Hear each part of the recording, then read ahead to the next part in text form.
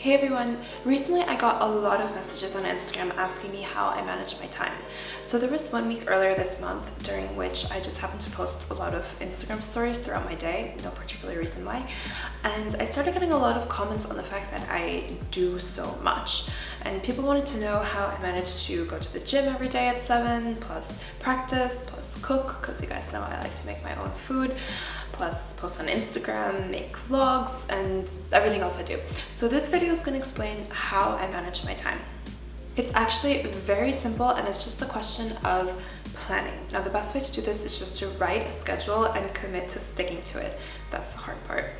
Now when I was younger, I used to do this by hand in notebooks. I still have stacks of notebooks at my parents' house full of my notes of my daily schedule and how well I managed to follow it. But nowadays I use a very simple common app which is available on every single Apple product, and it's nice because it syncs automatically between my phone, my iPad, and my computers, and that's iCal. To illustrate my story, why don't we take a quick look at that particular week in question about which everyone was so curious on Instagram. So as you can see, my day starts pretty early. I usually wake up anywhere between 5:30 and 6:30 a.m., but I actually never set an alarm. I'm just naturally a morning person, and I find that I'm most productive early in the day because my mind is sharp from having just slept, and there are also no distractions around because everyone else is sleeping, so I can get a lot done. So my day starts at around 6:30 and my schedule goes until about 9 or 10 p.m. every day. I love to get the most important and mentally demanding tasks done before lunch because that's just when I'm most alert, and if I haven't, I just feel like half my day has been wasted. Before I go into detail about my day-to-day, I have to explain something very important about my life. A lot of people think that when I'm not traveling and not playing concerts, I'm free because I have nothing to do. That's actually the total opposite. I never really have free time because if I'm not traveling and playing concerts, then I'm practicing and preparing for the following ones. When I travel, my schedule is really irregular, really unpredictable, hectic, and full of meetings and commitments. So I can't really get quality practicing or work done. That's why when I'm in Berlin, I take full advantage of the fact that I can control every hour of the day and spend it how I want, which means practicing, working, going to the gym, and preparing my own food. As many of you have noticed, I'm very particular about my diet, and I can't always control what I eat when I'm not at home. So for me, being able to cook my own meals is a luxury, and I take full advantage of that when I can. For me, my apartment is my workspace. It is my office. When I was choosing a place, there were basically only two factors that determined my choice, one of which was totally non-negotiable, and that was that I could practice in here. For me, it's absolutely essential that I can practice in my apartment because it's my job, and as a musician living in a city, this can sometimes be tricky depending on whom you have as neighbors. You can get very lucky and very unlucky, and I've had both ends of the spectrum, everything from people bringing me flowers to people calling the police. So when I moved in here, I actually tested it beforehand to make sure that my neighbors below couldn't hear me, and I really struck gold because in this apartment I don't share any walls with neighbors, so I have the whole floor and no one can hear me, and I've practiced as late as 3 a.m. in the past when I really had to. So that's number one. I would never live in a place where I can't practice because I don't want to have to travel to and from a studio or a practice room somewhere else. Even if it's just 10 or 15 minutes away, if you add that up a couple times a week, it turns into a few hours that I could use to do something else. So for me, that was totally non-negotiable. The second thing I wanted in my apartment was that I wanted it to be as close as possible to my gym, and again I got super lucky with that because I'm just a 2-minute walk away and I have no excuse ever to not work out. So back to the calendar. As you can see, I practice about 6 hours a day, usually in 2-hour blocks. I won't go too in depth to my practice routine because that would take a whole video to explain. But basically, I find that 2-hour blocks work best for me because after that, my concentration levels just start to drop, and also I hate sitting down for that long. After 2 hours, I am just dying for movement. Sitting down for long periods of time is really bad for your body and just so unhealthy. So 2 hours is my maximum. Then you'll see that there are all of these work blocks.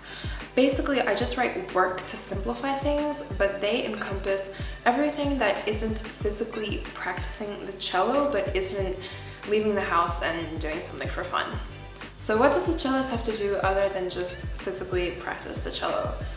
So much. If I had $1 for every email I get and write, I would have a lot of dollars. Basically, I'm constantly communicating with people about upcoming concerts and engagements. I'm scheduling things, I'm planning things, I'm programming things. It's just a lot of communication, and it does take up a huge amount of my day. And then additionally, something a lot of people don't know is that I don't just do social media for fun. It's actually a huge part of my work. This is something I began doing a couple months ago and I really love. So basically what I do is I consult and manage accounts for various companies and organizations. Basically what I do is I create and suggest content. The content can be video content, images, long form content, short form content, ideas in general. Sometimes I appear in it, sometimes I don't. Some of my projects are one-time, short-term things, and others are more long-term. For example, one I've been working on for a while is with Classic Music, which is a platform for classical musicians and audiences, and you should definitely check out. And additionally, in these work blocks, I'm also managing my own social media, which means creating and posting content on Instagram and filming and editing vlogs like this one. You might be wondering when I eat, and that is a good question. So like I said, I like preparing my own food, and I usually do this all at the beginning of the day and then just heat it up throughout the day whenever I'm hungry. I don't actually eat 3 meals a day. I eat 5 or 6 or sometimes 7 or 8 small ones. I love eating, so I eat all the time. And this only takes about 10 to 15 minutes each time, and I do it at some point during a work block whenever I get hungry. Now, before anyone says that this schedule is too full and I don't have enough fun, because I've been told that in the past, let me point out that I did something social every single day this week. On Sunday, I saw one of my really good friends for about 3 hours at her daughter's birthday party. On Monday, I had lunch with an old friend who was in town.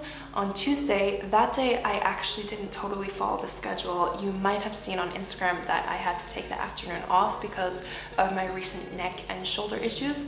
So I spent a few hours with my boyfriend walking around Berlin and eating, which everyone knows is my favorite thing to do. And in the evening, I went to Gautier's concert at the Concerthaus. And then afterwards, I ran into another old friend who also studied with him at the Fondation Louis Vuitton. So we spontaneously had a drink together, and by drink, I mean tea, because I actually don't drink alcohol anymore. Wednesday, I had a lesson with my cello professor, Nicola, but actually we always have tea for about half an hour to an hour before the lesson, so I was chatting with him and his girlfriend. And then Thursday, I was a little stressed on Thursday because it was the day before I flew to Zurich, but I still managed to FaceTime my best friend in South Africa for about an hour. And then Friday, I flew to Zurich and I saw tons of people that day. My boyfriend's sister got married on Saturday, so on Friday evening there was a little dinner party with their friends and family. I've actually learned to consciously make myself see someone every day, or at least every other day. I used to say no to all social engagements. The reason for this is I'm a workaholic, so my natural tendency is to want to use every single day to work, and I always feel like time I take off is time I could use to be productive.